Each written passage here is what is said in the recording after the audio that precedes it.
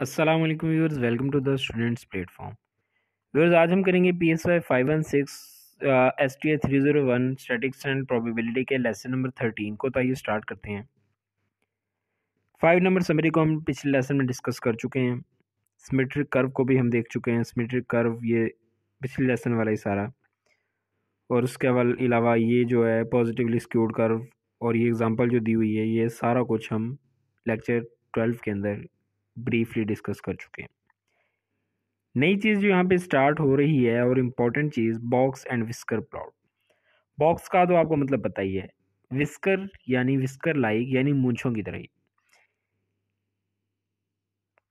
Box and whisker plot को किस तरह ड्रॉ करते हैं, किस तरह बनता है, वन बाय वन इसको देखते हैं। नंबर 1 पे कह रहा है कि एक हॉरिजॉन्टल लाइन पर डाटा को लिख दें। नंबरिंग जो हमारे पास दी हुई है, कोई 10 12 13 14 जिस तरह जो भी नंबर दिए हुए हैं, ये सामने आपके लिखे हुए हैं, इसको हमने क्या करना है, डाटा पे लिख दिया। नंबर 2 पे कह रहा है कि एक बॉक्स बनाएं जिसकी लेफ्ट साइड Q से शुरू हो और राइट साइड Q3 पे, यानी कि Q1 से शुरू होकर Q3 पर ख़त्म हो जाए। Q3 की वैल्यू हमें पता होगी कौन सी है और Q1 की वैल्यू भी हमें पता होगी। तो इन दोनों के दरमियान में हमने बॉक्स बनाना है। ये बॉक्स बन आपके सामने। नंबर 3 पे कह रहा है कि बॉक्स एक वर्टिकल लाइन लगाएं बॉक्स में जो कि मीडियन के बराबर हो। हमें पता है ये एरो जहाँ पे है एक्स, मीडियन की जो वैल्यू है वहाँ सेंटर में जो एरो है, यहाँ मीडियन की वैल्यू है, तो हम क्या करेंगे, इसके हॉरिजेंटल वर्टिकली लाइन लगा देंगे इसके बराबर वो बॉक्स के अंदर।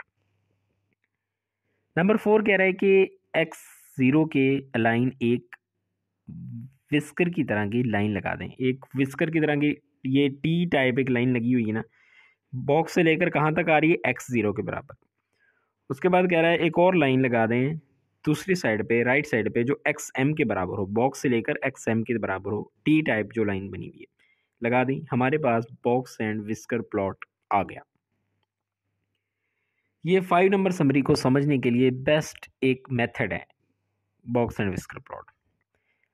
इस लेसन में ये चीज़ इंपॉर्टेंट थी। खैर, इसके अंदर एक एग्जांपल दी हुई है, हम लोग करेंगे एग्जांपल बिल्कुल, यानी कि ये इसी तरह लिख लिया हमने, बॉक्स एंड विस्कर प्लॉट कर लिया।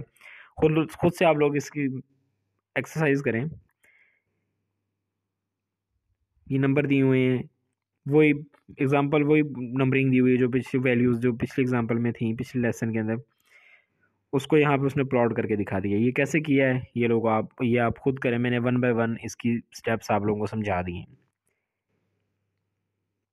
आगे यहाँ पे कह रहा है कि ये जो बेल शेप्ड डिस्ट्रीब्यूशन और रेक्टेंगुलर डिस्ट्रीब्यूशन है, ये परफेक्टली, दोनों जो है ना, परफेक्टली सिमेट्रिकल है।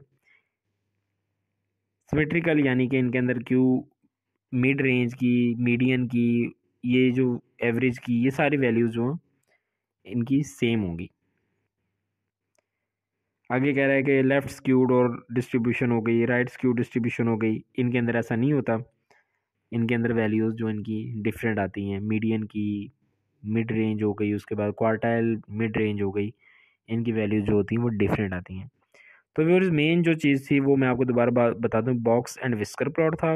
बॉक्स तो क्योंकि बॉक्स की तरह का होता है, और विस्कर इसलिए क्योंकि इसमें मूंछों की तरह, विस्कर का मतलब मूंछें है ना, मूंछों की तरह की दो, जो ये देखें एक दफ़ा फिर देख लें आप लोग, ये वाला, ये शेप होती है बॉक्स एंड विस्कर प्लॉट। ये था आपका लेसन 13 स्टैटिक्स और प्रोबेबिलिटी का। मिलते हैं जल्दी अपने लेसन 14 के साथ। टिल देन टेक केयर, अल्लाह हाफिज़।